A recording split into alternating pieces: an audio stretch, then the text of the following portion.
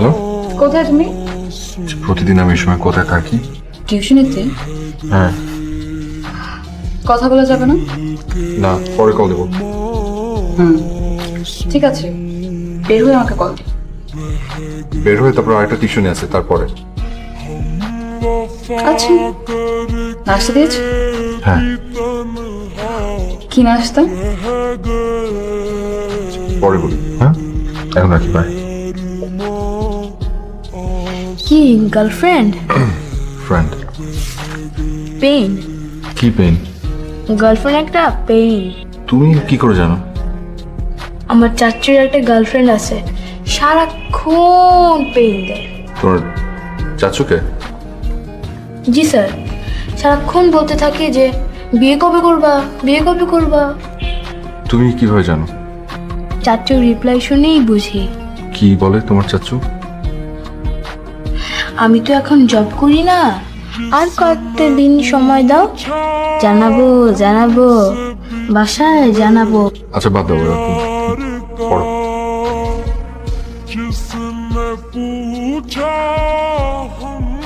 ভাইয়া তো দেরি হচ্ছে। বলিস না, রাস্তায় যেয়ে যায় 5 থেকে অনেক রাস্তা হেঁটে আসছি। আচ্ছা যাও, তুমি হাত মুখ ধুয়ে আসো, আমি খাবার খাচ্ছি। কি করে জেসি কই? ও তো অনেক আগে ঘুমিয়ে পড়েছে। রাশেদ, জি আপা। বাবা চাকরি টাকরির কিছু ব্যবস্থা করতে পারলি? আমার তো দিন যতই যাচ্ছে টেনশন বাড়ছে।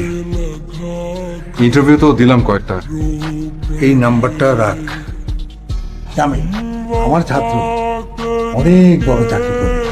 ওকে আমি তোর কথা বলেছি, ও বলেছে কালকে তোকে ওর সাথে দেখা করার জন্য। তুই এই নাম্বারটা ফোন করে সকালবেলা চলে যাস বাবা। ঠিক আছে।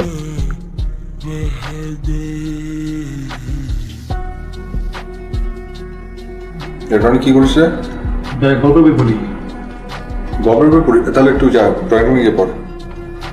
হ্যালো। কি ব্যাপার, তোমাদের টিউশনি শেষ করে আমাকে কল দেওয়ার কথা? হ্যাঁ, এখনো শেষ হয় না টিউশনি?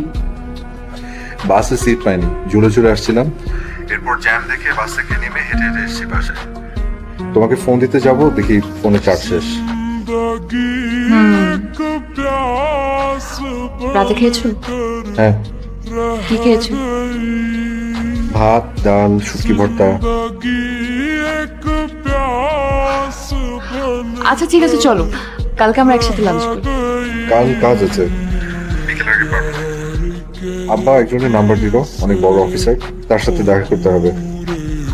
ও ঠিক আছে, তাহলে আমরা বিকেলে দেখা করি। ঠিক আছে। আমার জন্য বাদাম নিয়ে আসবি। হ্যাঁ জানি, তুমি আমার কাছে বাদাম ছাড়া কিছুই খেতে চাও না, কারণ দাম কম।